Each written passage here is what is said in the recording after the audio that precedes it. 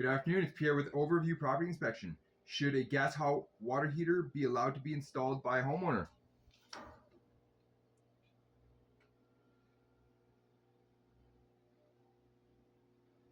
The bubble's growing and growing and growing, indicating a gas leak. Pop! I think gas should only be conducted by a certified technician for this reason.